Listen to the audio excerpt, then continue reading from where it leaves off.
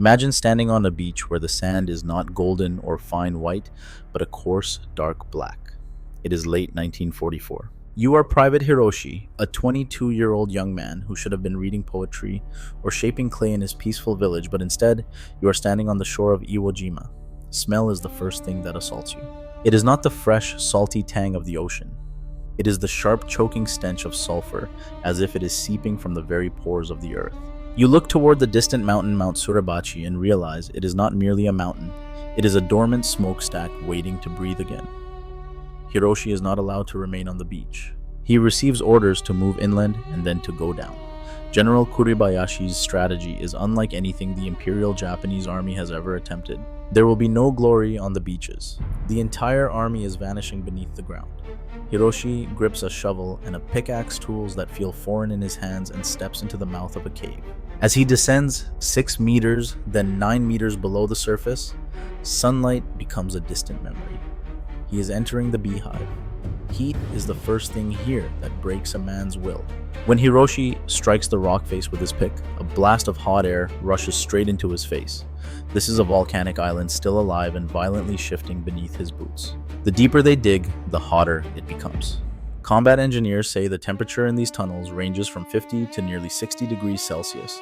It is a wet, suffocating heat that steals the breath from your lungs. Hiroshi realizes the walls themselves radiate heat.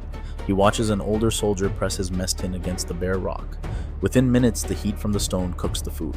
It is a miracle of nature, but a curse for the men forced to live inside it. The digging never stops. The rock here is a mixture of soft volcanic ash and black sand. It crumbles easily, which should have been a blessing, but instead becomes a disaster. The tunnel walls are unstable. Hiroshi works with a constant gnawing fear that the ceiling will sigh softly and collapse, burying him in a grave of gray dust. He sees soldiers reinforcing the walls with a mixture of cement and volcanic ash, creating extraordinarily strong concrete bunkers, but the air remains toxic. Ventilation is terribly poor. Sulfur gas leaks through cracks in the floor, mixing with unwashed bodies and the stagnant breath of thousands of men trapped in tight spaces. Life here is governed by a discipline so strict it borders on madness. Above their heads, American B-29 bombers roar across the sky heading toward Tokyo. Hiroshi tightens his grip on his rifle, his knuckles white. Every instinct in his body screams to run to the surface to fire at the iron birds destroying his homeland. But General Kuribayashi's orders are absolute. Do not fire. Do not reveal your position. Do not look up. They must live like ghosts. They endure the trembling of the earth as bombs fall, swallowing rage and fear into the darkness. Hiroshi quickly learns the most painful lesson of the underworld. The enemy is not yet the Americans. The real enemies are thirst, searing heat, and the terrifying silence of waiting in the dark. For 70 long days before the first military boot touches the sand, the war is a one-sided conversation. The US Navy and Air Force begin the campaign to soften the island. But for Hiroshi and the 21,000 men underground, nothing here is soft. The world above is no longer a geographic place. It becomes a landscape of noise. The bombardment is constant, a mechanical rhythm that turns day and night into meaningless memories. Deep in the tunnels, explosions do not sound like thunder. They sound like a low, resonant hum vibrations passing through the island's skeleton. And they go straight into the bones of the men crouching in the dark. Hiroshi learns to live in eternal twilight where time has no clear boundaries. Generators are reserved for command centers and hospitals deep within the system's guts. For an ordinary soldier like him, light is a luxury. Light comes from crude oil lamps fashioned from spent artillery shells, their wicks floating in dirty oil-black soot coating the tunnel ceilings. These flickering flames cast long, dancing shadows on the walls, warping his comrades' faces into hollow, sunken, unfamiliar masks.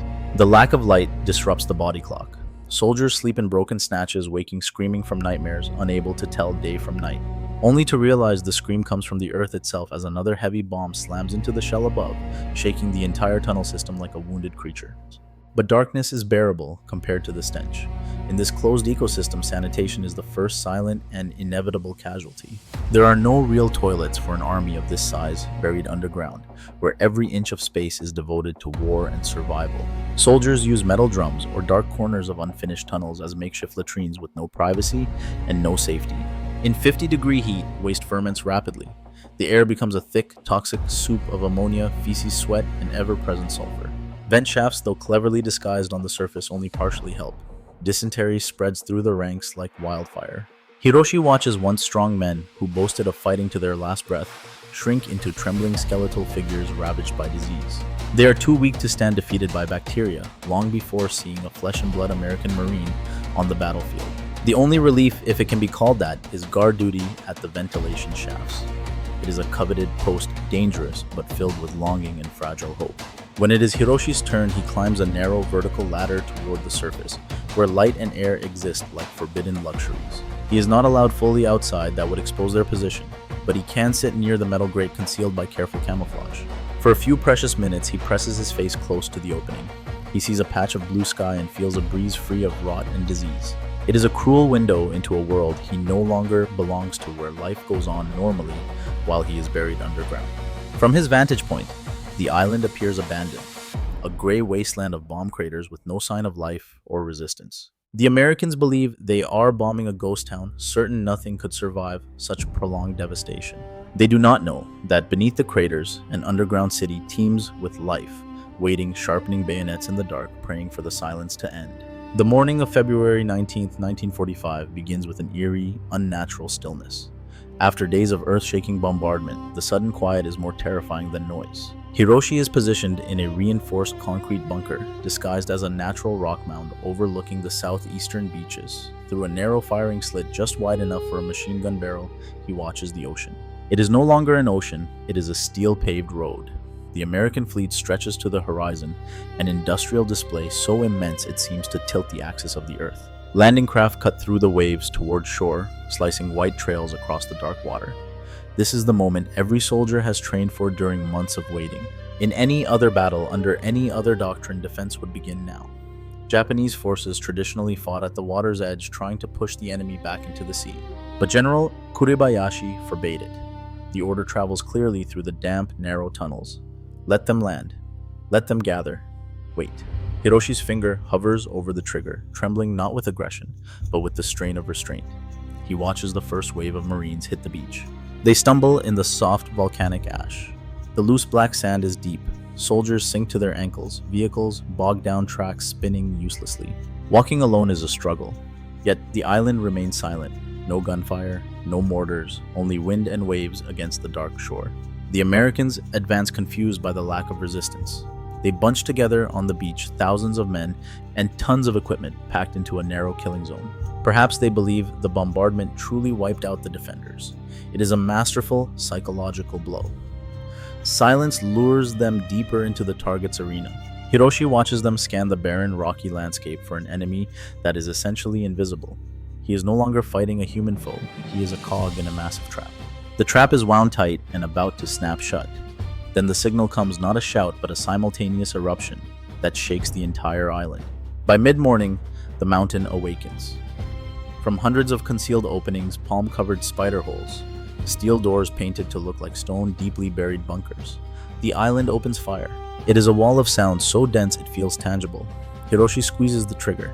The heavy machine gun slams into his shoulder, brass casings clattering onto the concrete floor. He does not aim at individuals. He fires into the mass of chaos below. The scene transforms instantly from a tactical landing into a slaughterhouse. But the genius of the tunnel system reveals itself next. The Americans recovering from shock spot the muzzle flash from Hiroshi's bunker. They pour massive fire onto his position. A shell explodes just meters from the firing slit, dust raining from the ceiling. In a traditional trench, Hiroshi would be pinned. Here he follows procedure. He stops firing, grabs his weapon, and slides into a black hole in the floor behind him. He descends a ladder into the cool, choking darkness of the tunnel. While the Americans pulverize his empty bunker, Hiroshi runs 300 meters underground, navigating the maze by memory, and emerges at a completely different spider hole on the slope. To the Marines on the beach, it seems the Japanese are teleporting ghosts who fire and vanish only to reappear where least expected. The trap has not only sprung, it has locked them inside. By the fifth day, the American flag flies atop Mount Suribachi. To the world, watching newsreels, this signals victory. For Hiroshi hiding on the northern plateau, it marks a change in the nature of the war. The battle for the surface is essentially over. The battle for the underground has just begun. The Americans realize firing at invisible enemies is futile and completely change how they wage war. They stop trying to seize caves and begin trying to erase them. A new brutal tactic emerges called blowtorch and corkscrew, aimed not at defeating soldiers but exterminating creatures in hiding. The blowtorch is liquid fire. Sherman tanks, modified with flamethrowers instead of main guns, grind up rocky slopes, carrying heavy mechanical noise and crushing psychological pressure. Hiroshi hears them before he sees them, the grinding of tracks on volcanic rock louder than artillery. He crouches in a defensive tunnel linked to a bunker when the dreadful sound arrives. Suddenly, there is a sound like a giant breath being sucked in, followed by a roar. A thick orange tongue of napalm blasts straight through the bunker's firing slit. Liquid fire does not merely burn. It flows like water clinging to rock, seeping into narrow corners, sticking to everything it touches. But fire is not the only killer in this hell. The inferno sucks all oxygen from the tunnel network. Deep inside, beyond the flame's reach, Hiroshi gasps as the air is ripped from his lungs in a moment of terror. The men around him, untouched by fire, clutch their throats, eyes bulging, suffocating in the vacuum left by the firestorm, unable even to scream. If fire does not kill them, the corkscrew will. These are demolition teams following the tanks carrying explosives to seal cave mouths. While tanks pin Japanese defenders with flame, US engineers rush forward, hurl heavy charges into cave entrances, and detonate them, turning exits into dead stone. But the ultimate horror comes from the bulldozers. Hiroshi listens, paralyzed by fear, as heavy machinery roars and pushes earth and rock directly above him. He suddenly understands they are not coming to capture or fight him. They are burying him alive, turning the entire tunnel system into a massive tomb. The entrance to his sector is bulldozed shut. Tons of rock and black sand block out sunlight, sealing the tunnel. Darkness becomes absolute, thick and heavy as death. Panic sets in, instinctive and feral. Tunnels, once their greatest asset, become a nightmare of claustrophobic terror as air runs out by the second. The air turns stale and scorching within minutes. The only light comes from dying embers of distant fires or a flickering flashlight about to fail. Hiroshi and his unit are trapped in a space, rapidly losing breath. They retreat deeper, crawling like rats through the island's narrowing arteries. They move down to the third level, the system's guts leaving behind bodies of men who suffocated, looking as if asleep, lungs collapsed, life drained in silence. The island is no longer merely a battlefield. It becomes a giant mouth clenched shut, slowly swallowing the men inside. No gunfire, no escape, only darkness. Hiroshi and the remnants of his squad are forced into the third level, the island's old intestine. They reach the underground naval headquarters near Nanpo, now a field hospital. If the surface was a battlefield and the upper tunnels a prison, this place is a slaughterhouse. 27 meters underground, they are dangerously close to geothermal vents. The heat here is not just oppressive. It is lethal, holding steady near 50 degrees Celsius. The air is so humid it feels like wet wool wrapped around the face. But heat is the least of their worries. The stench breaks men. It is the overpowering odor of gangrene, dried blood, human waste, and the sickly sweet smell of rotting flesh. The hospital is a maze of pain, lit by the dim, failing yellow glow of a few remaining bulbs. There are no beds, only niches carved into rock where the wounded are stacked like firewood. Supplies ran out days ago. No morphine, no bandages. Hiroshi watches Dr. Tanura, a man whose white coat has stiffened with brown, dried blood, perform surgery. Without anesthesia, the doctor works with a butcher's efficiency. He uses an ordinary wood saw to amputate a shattered leg. The soldier bites a rag, his muffled screams shaking the tunnel walls. The sound joins a chorus of endless moans. Maggots writhe in festering wounds. The doctor does not remove them. In this hell, they are the only thing preventing infection by consuming dead tissue. But the cruelest torture is thirst. American bombardment destroyed concrete cisterns that collected rainwater. Water is now more precious than gold, more valuable than ammunition. Hiroshi watches a soldier maddened by dehydration crawl toward a fuel drum. He thinks it contains water, but it is contaminated with gasoline. Desperation overrides instinct. The soldier drinks greedily, and within moments convulses on the floor, clawing at his stomach as fuel burns him from the inside. Others lick condensation from sulfur-stained walls. They crave a single drop of moisture, no matter how toxic. Then, the final horror arrives not in the form of American flamethrowers, but Sergeant Sato. As Americans close in on upper tunnel entrances, the order is given no prisoners. The wounded cannot move, and they must not fall into enemy hands. Sato walks through the wards carrying grenades and vials of poison. He is not there to comfort. He is there to purge. Hiroshi watches in paralyzed horror. The sergeant hands grenades to men too weak to lift their arms. Those who cannot pull the pin are helped. The muffled explosions echo through the hospital corridors. It is the sound of men killing themselves to preserve honor. Hiroshi stands in a corner clutching a canteen with a single swallow of water left. He sees a young soldier, younger than himself, silently crying, not for the emperor, but for his mother. In a quiet act of defiance against Sato's brutality, Hiroshi does not give him a grenade. He kneels and tips his canteen, giving the dying boy his last drop of water. It is meaningless in the grand picture of war, but in the deepest pit of hell, it is the last fragment of humanity. By late March, Iwo Jima is officially declared secure by American command. News reaches the United States, the press celebrates victory, but on the island, the war has merely changed shape. Deep in the northern ravines, General Kuribayashi gathers the final remnants, about 300 survivors. Ghosts in tattered uniforms, bodies wrecked by hunger, disease, and darkness. Hiroshi stands among them, shaking with adrenaline and exhaustion. He watches Kuribayashi tear off his insignia and remove his medals. In the final hour, he is no longer a general, only a soldier. He does not order a suicidal charge, shouting banzai. Instead, he plans a calculated final assault. Orders are whispered. Stay low, move quietly, kill as many as possible. Under a moonless, clouded sky, on the night of March 26th, 300 men emerge from the earth. They slip through ravines and brush, advancing toward American rear areas near Airfield No. 2. Pilots, mechanics, and medics sleep there, believing danger has passed. Hiroshi moves like a predator. Fresh air floods his lungs, dizzying, yet sweet. For the first time in weeks, he does not fight from a hole. He walks on the surface of the world. The attack begins not with a shout, but with canvas being slit in darkness. Silence shatters into close-quarters chaos. Knives, bayonets, grenades collide. Hiroshi runs past burning tents, figures clashing in flickering orange firelight. He raises his rifle at a shadow, but the dust-clogged weapon only clicks. Hiroshi throws it aside, draws his dagger, heart hammering like a trapped bird. Through smoke and screams, he glimpses Kuribayashi leading from the front. Then the general falls. No drama, simply collapsing mid-stride, cut down by gunfire like any other man. With the defensive brain gone, the attack disintegrates. Hiroshi panics, struck by a stray bullet in the shoulder. The impact spins him, staggers him backward, and he missteps. He falls into a deep fissure in the volcanic rock, tumbling into darkness and slamming into stone. Above, the battle roars, but below, his consciousness fades into black. Hiroshi wakes in silence, not the false calm of invasion morning, nor the ringing quiet after explosions. It is the silence of an ending. He is alive, trapped at the bottom of a volcanic crevice, his shoulder throbbing with a dull, rusty pain. He crawls out not into sunlight, but into a world of shadow. That world will be his reality for the next 4 years. The battle is over. The Empire has lost. But for Hiroshi, the war has simply entered a new phase. And with 2 other men he meets in unmapped cave pockets, machine gunner Yamakage and medic Matsudo, they are no longer soldiers. They are ghosts haunting their own grave. They retreat into a small, isolated pocket of caves near Mount Suribachi, missed by American flamethrowers. Bulldozers never fully seal this area. Here they return to a primitive existence. They become nocturnal creatures living outside time and the world.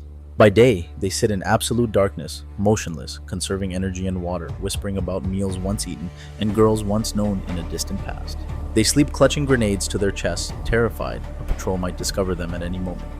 But when the sun sets, they emerge. The irony of survival is bitter. To live, they must eat from the very enemy they once swore to destroy in brutal war. They sneak into an American airbase, now a bustling hub. From tall grass, they watch Americans play baseball, listen to jazz, watch movies. It is surreal torture to see vibrant life continuing while you are dead to the world. At night, they scavenge garbage behind mess halls. They find half-eaten spam, discarded bread, fruit peels, even batteries to power a small radio salvaged from enemy trash. They wear American shoes dug from garbage because their own boots have rotted.